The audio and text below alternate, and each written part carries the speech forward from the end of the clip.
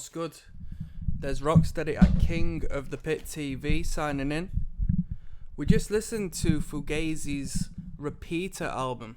Fugazi's Repeater album.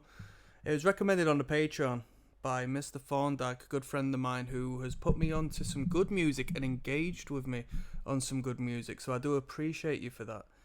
Let's have a little overview. We listened to this record as recommended not so long after listening to the 13 Songs record. So this was Repeater plus 3 songs. I don't know too much of the history behind this, but we're going to do another video after this, which will sort of...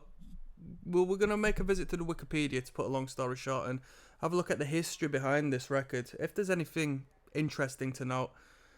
I don't know if this was like maybe a remaster or a revisit to the record, or whether the 3 songs were initially actually on this record.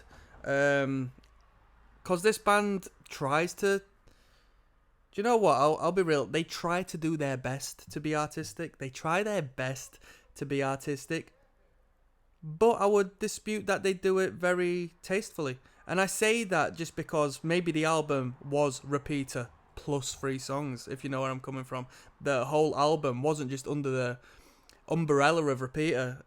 It was actually the idea of Repeater plus 3 songs, which is awkward as hell. It's really awkward, but I can see this band doing something like that. It comes across more so as a demo as opposed to a record, as an album, you know, when you put it in that manner. But this is what this band does.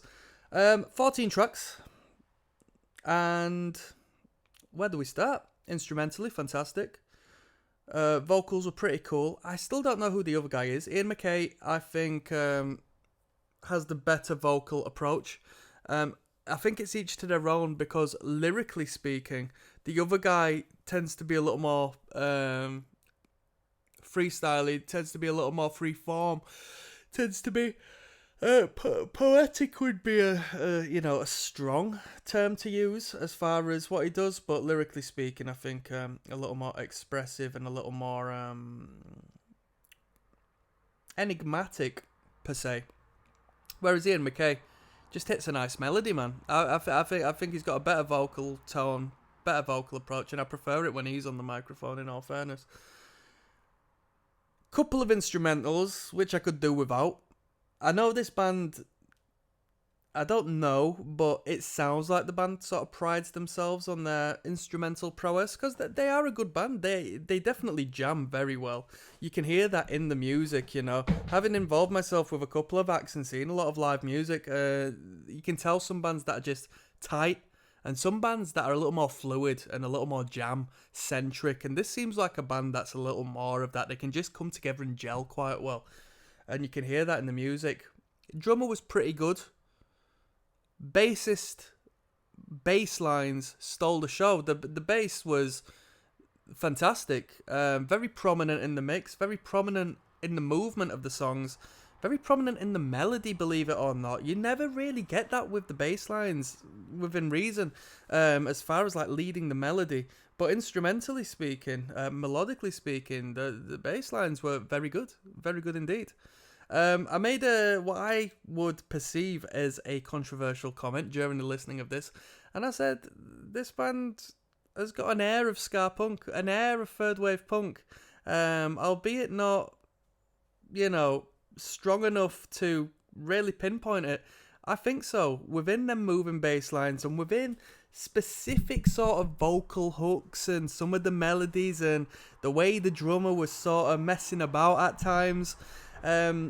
This band goes through plenty of twos and fros, and structurally speaking, goes off in all sorts of different wacky sections from time to time, and some cool ideas. And from time to time, I did hear, that energy come through. And I know it'd be quite controversial, because there's going to be some people there who just like hate that comment. Ska punk, no bloody way. It's emo core, it's post-hardcore, it's indie rock, is, whatever you want to call it. I stand by what I've said. My favourite songs, I liked Merchandise. I think song number 1 off of the 3 songs, I think that might have been my favourite one. There was a little bit of punk rock here and there, which was quite good. I mentioned during the listen through, this band can structure a song very uniquely, and uniquely being that they completely sort of don't touch traditional song structure, understandably so, yet still make it listenable, still create hooks and sections that flow. It's not necessarily an A to B journey, you know, it's not just one bit all the way to the end. There are some bounce back moments and some cool riffs they go back and forth from, but structurally it's not pop structured, and they make it work. They're quite cool at doing that. Song length wise, we're happy.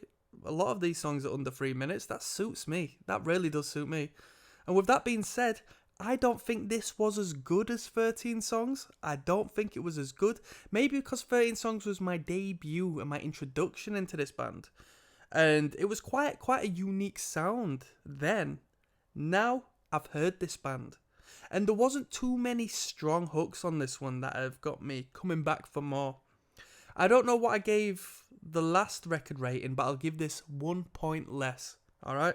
So refer back to the 13 Songs review and then just give this 1 point less. Not 0.5, 1 point, 1 whole point, alright? That's what I'm saying on that one. So I'll see you on the flip side. I'm going to look into the history of this record and I'll see you there, people. Peace.